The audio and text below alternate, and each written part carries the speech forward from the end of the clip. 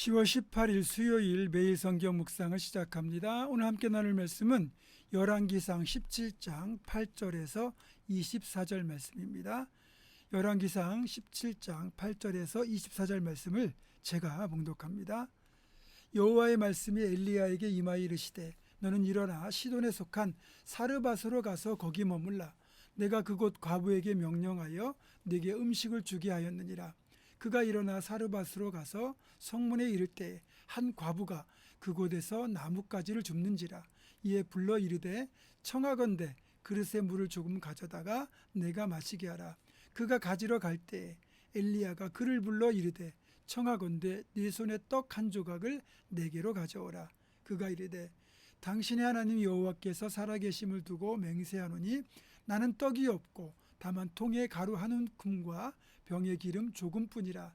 내가 나뭇가지 둘을 주워다가 나와 내 아들을 위하여 음식을 만들어 먹고 그 후에는 죽으리라.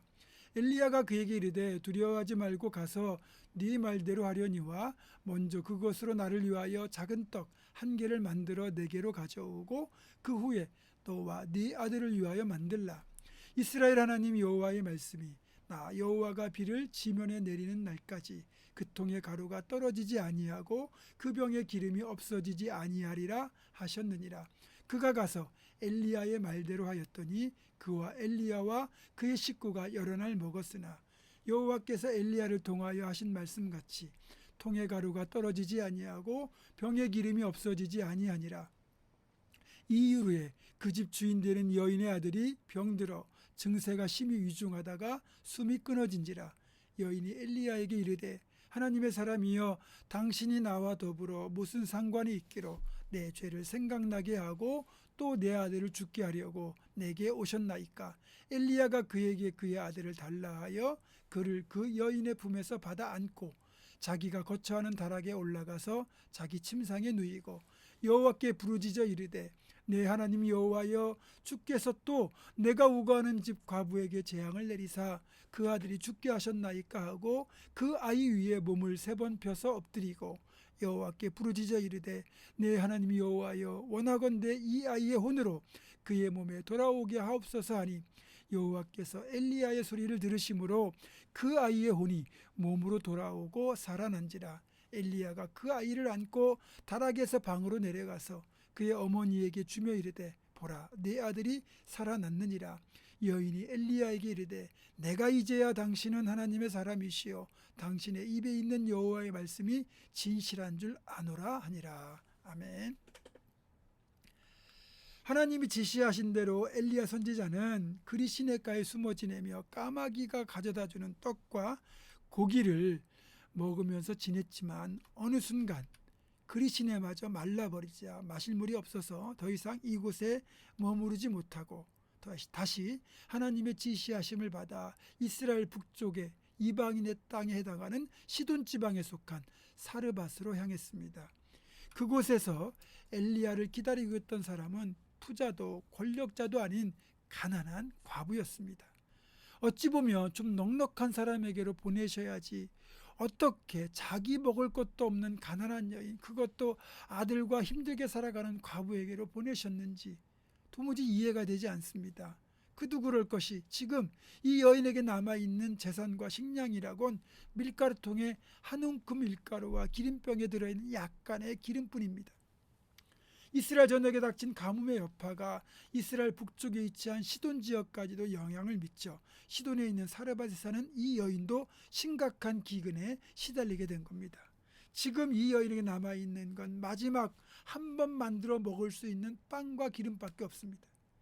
지금 이 여인은 이것으로 빵을 만들어 아들과 함께 먹고 이제는 모든 걸 포기하고 죽을 생각입니다. 그 생각으로 빵 굽는 데 필요한 불을 피울 나뭇가지를 줍고 있었는데 그때 특이한 외모를 지닌 한 사람이 다가와서 말을 걸죠. 여인이여 나에게 먹을 것 좀 주시오. 얼마나 기가 막힌 요구입니까? 자신의 아들과 둘이 먹고 죽을 마지막 양식, 어떻게 보면 생명만큼이나 소중한 양식을 엘리야가 이 여인에게 요구한 겁니다. 당연히 여인은 엘리야의 청을 거절하죠. 어떻게 이걸 내줄 수 있겠습니까? 그런데 엘리야 입술에서 놀라운 말이 선포됩니다. 여인이 아무 걱정 말고 그것으로 빵을 만들어 먼저 내게로 가져와라. 그러면 내가 섬기는 하나님께서 말씀하시기를 당신이 날 위해 그 양식을 베풀면 앞으로 이 땅에 비가 다시 내릴 때까지 그 병의 기름과 그 통의 밀가루가 다하지 아니할 것이라 말씀하셨다. 아무리 배가 고파도 그렇지 어떻게 이런 상황에 놓인 여인을 상대로 이런 사기를 칠 수 있겠습니까? 명백히 사기처럼 보입니다. 그러나 이 말은 사기치려고 한 말이 아니라 하나님이 이 여인을 택하여 복을 주시려고 시험하신 말씀이에요. 만약에 이 여인이 이 엘리야 선지자를 통해서 선포된 하나님의 약속을 믿고 자신의 것을 기꺼이 내준다면 그런 하늘의 복을 받을 자격이 충분하다고 보이기 때문입니다. 감사한 것은 이 여인이 엘리야의 말대로 자신의 것을 기꺼이 희생했을 때 정말로 기적이 일어납니다. 밀가루통의 밀가루와 기름통의 기름이 3년 6개월이라는 긴 고난의 시간 동안 절대 줄어들지 않고 계속해서 공급이 된 것입니다. 마치 보리떡 5개와 물고기 2마리로 주님이 5,000명을 먹이셨던 오병이어 그 기적보다 더 놀랍다고 할 수도 있습니다. 그런데 오병이어의 기적에서도 그렇고 이 기적에서도 그렇고 이런 기적이 있기 전에 한 가지, 오병이어의 기적에서는 자신의 도시락을 먼저 내어드린 어린아이 헌신이 있었고 또 여기서는 엘리야를 위하여 자신의 마지막 양식을 기꺼이 내주었던 여인의 헌신이 있었기에 이런 기적이 가능했던 겁니다. 결국 사레밧 여인의 이 믿음과 그에 따른 희생적인 헌신이 결국은 굶어 죽을 수밖에 없었던 자신과 아들을 살렸고 또 엘리야 선지자를 살렸고 3년 6개월이라는 긴 고난의 시간을 어려움 없이 통과할 수 있는 비결이었습니다. 이 여인은 날마다 그 통에 조금 남아있는 밀가루, 조금 남아있는 기름을 바라보면서 초자연적인 기적을 베푸시는 하나님의 은혜를 체험하고 살았습니다. 여러분 얼마나 복을 받았을까요? 적어도 그는 한 끼분밖에 남지 않은 그것을 엘리야를 위해 드렸는데 매일 세 끼를 먹는다고 하면 무려 10,000배의 축복을 받은 겁니다. 한 끼 양식밖에 남아있지 않았지만 3년 넘게 세 끼를 먹어도 부족함이 없도록 하나님이 채워주셨기 때문입니다. 그래서 오병이어의 기적과 너무 닮아있죠. 여러분, 여러분의 작은 믿음의 희생과 헌신이 이런 엄청난 축복으로 돌아오는 겁니다.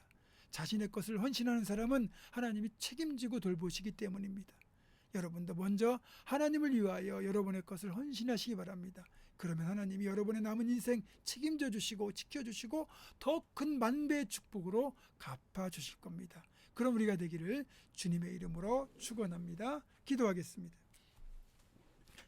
기꺼이 자신의 마지막 식량을 희생하여 엘리야를 공개했던 사르밧 여인은 그 믿음과 헌신을 통하여 10,000배의 축복을 받았습니다. 우리도 그렇게 하나님을 위하여 내 것을 기꺼이 드릴 수 있도록 주여 도와주시고 하나님이 그런 자에게 주시는 놀라운 축복들을 모두가 체험하며 살아가게 하여 주옵소서. 예수님의 이름으로 기도하옵고 이제는 우리 주 예수 그리스도의 은혜와 하나님의 사랑과 성령의 교통하심이 사르밧 여인처럼 기꺼이 내 것을 하나님의 영광을 위하여 내어드리기로 결단하는 사랑하는 모든 성도들 이들의 삶과 가정과 생업과 앞날과 우리 교회 위에 지금부터 영원토록 함께 하시옵기를 간절히 축원하옵나이다.